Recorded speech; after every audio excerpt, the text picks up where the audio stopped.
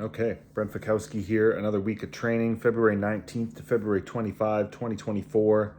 We're almost here. The Open is almost here. So the news is out, by the way. I am doing Open Workout 24.1 live. And yeah, I'm excited. Should be fun. It's funny. I was joking with someone. They're like, "Oh, what do you think it's going to be?" And you never really guess. It's not really worth it. But I was like, "Oh, Alex Kazan, Alexis Raptis, and Jeff Adler are all very good at handstand push-ups, and that's probably one of my least favorite movements." So I was like, hopefully it's not that. I would definitely probably get my butt kicked, but other than that, even if it is that, I'm still going to do it, so it doesn't really matter. Do it if I was at home, do it if I'm there. So yeah, I'm excited. Should be fun. And let's see here. Let's get into, so this last week, it's the last week of prep before the Open. Look after your body, especially if you're taking the Open seriously this year and you want to improve on your scores from last year. You want to improve on your rank. I got a hard week of training here, but look after yourself, right? If you've got something that's bugging you or you're feeling really burnt out or whatever that is, now is a decent week to kind of make sure that those things start to heal up, and whether that's mentally or physically or, oh, my shoulder this or whatever, the best ability is availability, right? And so as much as you want to train hard, you want to work hard to get better, that's how you improve. At the same time, if you keep doing that and push yourself to a point where you then cannot do the thing and you can't compete when it's time to compete, well, it was all for nothing. So the best ability is availability. And I think sometimes in this sport, like in all sports, but I think in this sport, because there's so much stuff to work on, and intensity is glorified, and volume is glorified. People can often kind of push themselves too far, and then go, oh man, I was really gunning for a big year. It was going to be great, but derailed by injury. Otherwise, it would have been sick. And it's like, yeah,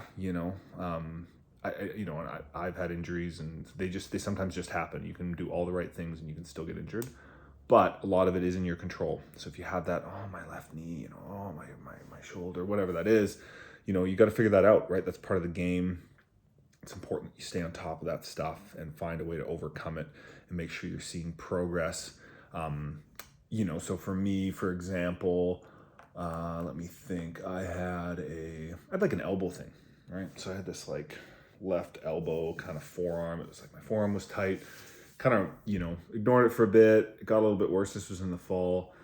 And then there's a moment where I'm like, okay, this is pretty bad. Like this is, it hurts. It hurts to do certain things. It hurt to do like rope climbs, probably was the worst thing. And even just doing front squats, I'd like open up after the front squat. Oh my gosh. So, figured out what it was with a chiropractor here, and made a plan. And then at that point, it's like, yeah, I'm still going to do things. I'm still going to do some things that aggravate it a little bit, but I needed to see progress week over week, right? So would kind of be taking notes on it and just making sure, all right, like, yeah, is it perfect yet? No. Would it heal quicker if I just went cold turkey and just did the rehab exercises and didn't use my arm for anything else? Yes, it would heal quicker. But week over week, is it getting better? Now that I've identified, all right, this is a proper problem, I need to take steps to make sure, it doesn't get any worse and that it starts to get better. So, stop doing rope climbs, but I can still do, this style of pull up. Or is there a way maybe I can do some, if I'm doing my bent over rows, can I use straps just to kind of reduce the amount of like fatigue on my grip and stuff? And it worked, right? So, really it's mid-February now, and it was a non-issue at Wodapalooza. It was kind of bugging me a little bit in December.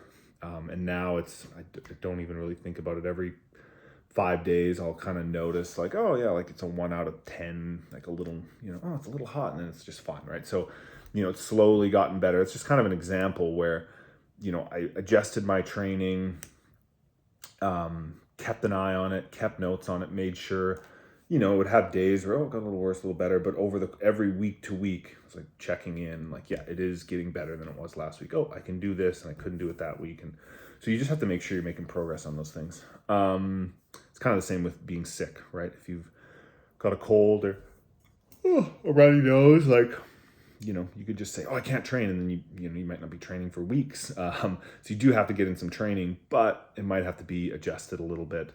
But hopefully, you can still slowly work your way out of that, if you've got the flu or the little bit of sickness or stuffy nose or whatever that is. This week, there's an open workout. One of my favorites, the 20-minute AMRAP. It's a long workout, right? It's a grinder.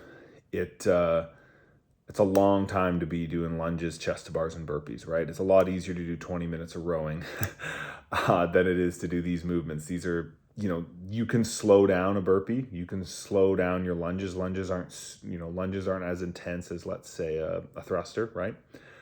But you still got weight on your shoulders, right? You still got weight. You're still moving. You want to move. You want to be moving when that weight's over your head, right? It'd be a little different if it was like a back rack lunge. You could probably take a little break and then keep lunging. You don't really want to do that. So once it's in your hands, you want to pop it up right away overhead, whether that's clean and jerk snatch, muscle snatch, whatever it is.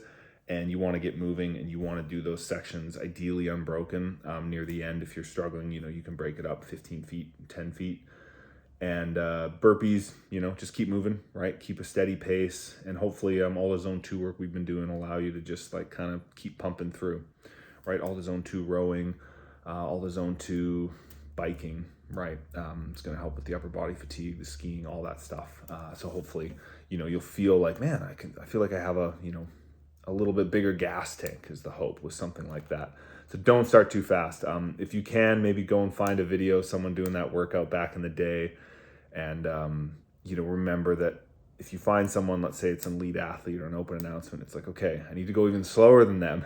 And, it's not a race in those first 6 burpees or those first 8 burpees, certainly not in the first 2 rounds. Just go slower than you think is always a good strategy in a 20-minute workout like that. Just a little slower than you think is appropriate.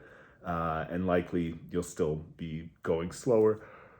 Going even slower than that later in the workout. So, and I even mentioned, you can do all singles. My old coach, Rob Downton, Big Bad Bobby D, he did all singles on the chest to bars and then just went pretty fast on the lunges and held a steady pace on the burpees. He got a great score.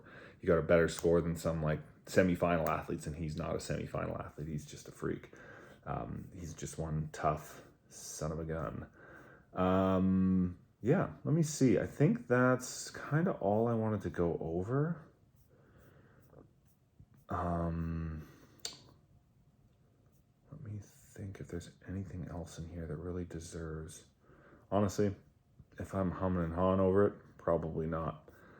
Enjoy the training this week. I think training can be hard. And I think an important thing, a word I've been kind of trying to mull on lately is I've been pretty busy with a few things. It's just perspective, right? It's all good problems we have. If you're watching this, you either own a laptop or a cellular device, and so you're probably doing all right.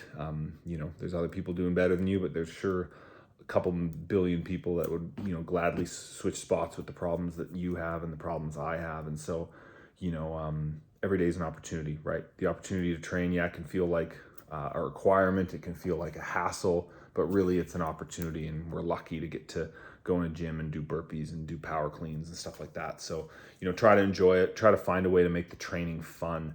If you look at the best athletes that have repeated success in their sport, a lot of times they're the ones that, can, fail a challenge and be, oh man, I got to figure that out. Oh, that was fun, man. I got to come back. And then when they do well, they're also really happy. It's not relief, it's joy.